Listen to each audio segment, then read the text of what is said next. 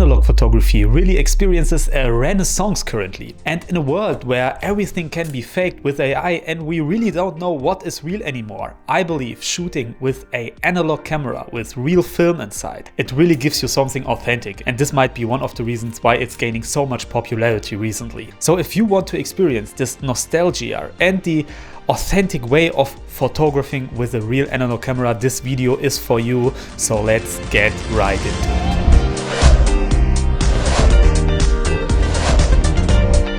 Hello my friends and welcome to this video today. So recently I saw an ad on TikTok where someone tried to sell you and me obviously a camera. And the selling point of this camera was to basically create nostalgic looking photos and videos. So basically the whole ad resolved around the slogan, and it was like, you know, your iPhone can create 4K 60 FPS videos, but with my camera you will be able to create feelings and capture emotions. And while the slogan might sound nice, it is absolutely bullshit. You will basically get a scam product because, you know, it will be some kind of ultra cheap China camera made out of plastic with very bad quality, and it has nothing to do with vintage or nostalgia or anything like that at all. Basically I thought, man, who is buying that shit, you know? It is really just a scam, honestly. But what these people try to sell you is basically the nostalgia of film photography, I believe. And you know, analog and film photography, as I said, has seen a significant rise in popularity over the past couple of years. I think there are a lot of reasons for that. For example, as I mentioned in the beginning, the rise of AI, and that you basically can fake anything that you want. And you know, with a digital camera or even without a digital camera, you can create amazing looking photos or AI generated pictures in that case. So yeah, the people are looking for something real, you know, something authentic. So what I want to say is to not fall for that scam and, you know, get a real and authentic retro camera instead if you want to have this nostalgia, if you want to feel the real, you know, analog photo process, which is amazing. And I want to talk about that in this video today and how you can start really easily. So let's go. So now that I have briefly talked about these scam cameras, I just want to mention here that there are cameras out there, for example from Fujifilm, who will do amazing film emulation. So basically they create an emulation of what a film stock would look like in a digital camera with a digital picture, which is amazing. I love these things, but they will not come cheap, you know. It's not like you will get this $50 AliExpress or China camera that they might try to sell you in the TikTok shop. So as I said, these things are scam. But there are great film emulation cameras out there. But this is not what this video is about today, because today I want to talk about the real deal, the real analog cameras. And if you want to start out with the analog photography, then you most likely want to buy a used camera because, you know, let's face it, there aren't many analog cameras that are new out there anymore because, you know, the world is digital. But you will find a ton of different options when you look on the used market from all different decades, because, you know, analog photography is around for a pretty long time, basically since the dawn of photography itself. And me personally, I love analog photography, and I have different cameras here from different decades. For example, the one that you see in front of me here, it's around 100 years old and it still works. You have to put medium format films inside there, which, you know, tends to be pretty expensive and not really easy to shoot. And this is one of the most important points for someone who is new to analog photography, I believe, because if you go with really old cameras, like for example from the 20s, 30s, but even when you go for cameras like for example from the 1950s and 60s, it can get really hard to shoot with them. For example, the focusing process with these really old cameras, it's really difficult. You have a really limited way of seeing what you actually have in focus. You will have no light meter in most cases, so you will not know if you have exposed your photo correctly. And remember, with a film stock, you will not be able to tell until your film is developed. On the other hand, when we think about camera models like for example from the 1990s or 2000s, then you will have an analog camera with a lot of modern features, like for example autofocus.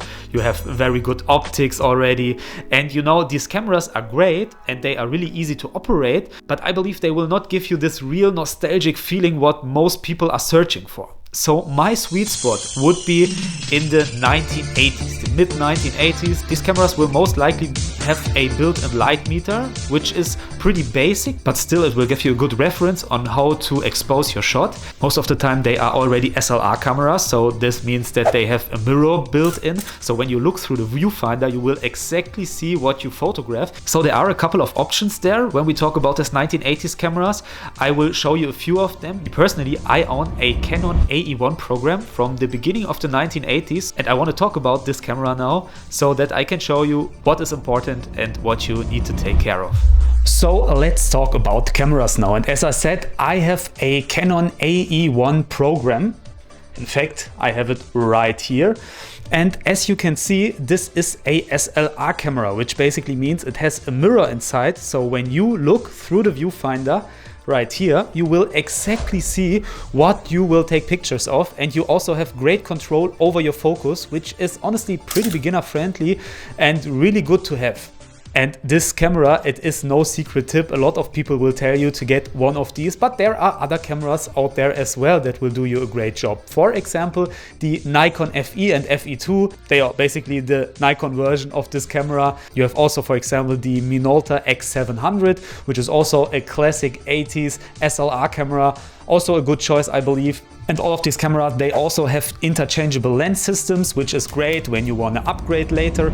So the next thing that you will need are lenses. And I have one here. This is a 50mm prime lens with an f1.4 aperture. It's pretty wide open. And honestly, the lenses for these old cameras, they are not so expensive at all because they have no modern technology built in basically. There is no electronics. It's all full manual. You have full manual control over your aperture and obviously over the focus as well. There is not such thing as an autofocus there. But as I said, these lenses tend to be pretty cheap, but not bad at all. I mean, you cannot compare them to modern high-end lenses basically, but I really love the style that they give to images. For example, I have adapters and sometimes I use lenses like this on my modern digital cameras just to get, you know, this look, and it is really fun to shoot with them. So it's definitely great to have some of them, and obviously you don't need to buy a prime lens. You can also go with a zoom lens for your camera, and this is something that you have to decide for yourself basically. If you want to have the versatility of a zoom lens, but for me personally, I really like, you know, the process of having a prime lens on my analog manual camera. It also adds to this whole experience. You know, if you want to zoom, you have to go towards something. If you want to zoom out, you want to have to back up. This also gives, you know, this vibe of this whole process, which I really like, but as I said, you have to decide that for yourself. Okay, so in the last part of today's video, I want to talk about film stocks. And arguably, film stocks are the most amazing thing about analog cameras because they create the look. But when you compare it to modern and digital cameras, which have a built-in sensor, you know, you cannot switch the built-in sensor. So when your camera is obsolete, you cannot do anything about it because the sensor is fixed. You know, we talk about dynamic range there and all this stuff that gets improved over time.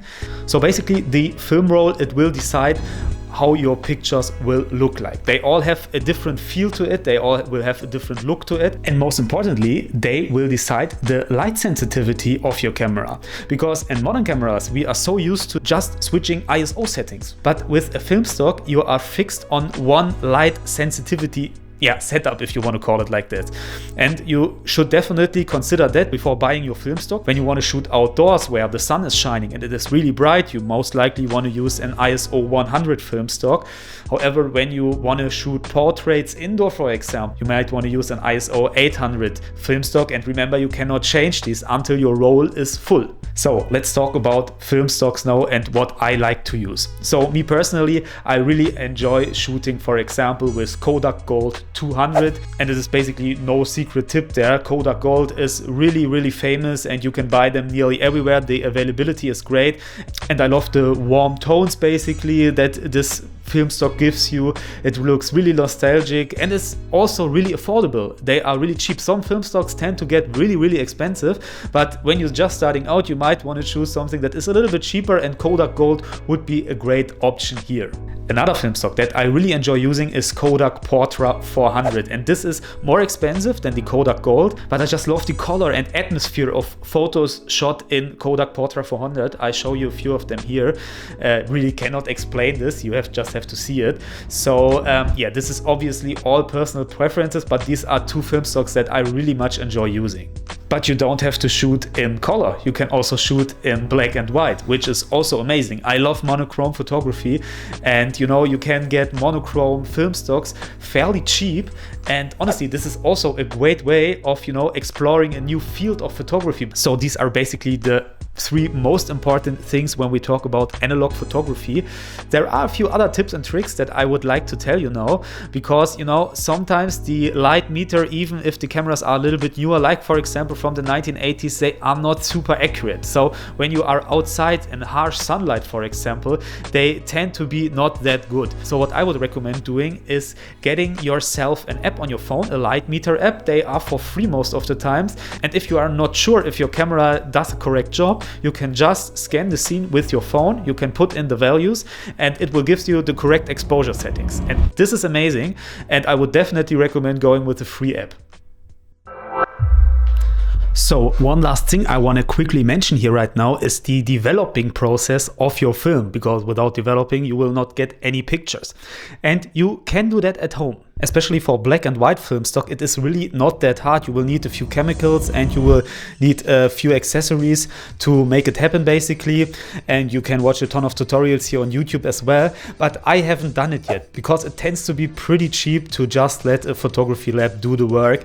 And it's honestly, as I said, not expensive and really fast. Sometimes it only takes about 1 day, at least here in my town. And I always go to a local photo lab here and let them do the development. You can also send your films in. There are a lot of services out there that will do that, but I really understand that a lot of people want to do that, and I will do that sometimes in the future, I believe, but not at the moment right now. I don't have the time to, you know, learn this new skill basically, but it is definitely something that is really interesting, because, you know, then you will have basically the full process from taking the picture to your finished product all by yourself. Another tip that I can give you is that when you have your film developed, just let them develop your films and let them give you the negative stripes and not a print of every single picture on your film roll. Because it is really likely that a lot of pictures, especially in the beginning when you just started out, they will not turn out to be very beautiful. They might be shaky, they might be under or overexposed. There is a lot of things that can go wrong there, which is no problem. But having the pictures printed, it will cost you money, and it can get frustrating when the pictures doesn't turn out to be as beautiful as you hope for it.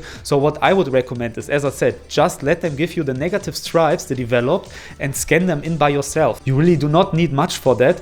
And as I said, it's really easy, and you can watch the pictures first, for example, on your computer, and then decide which photos you want to have printed. So that will save you a lot of money as well, I believe. So with that said, if you've watched this video so far, thank you so much for doing so. I hope this video was of some kind of value for you.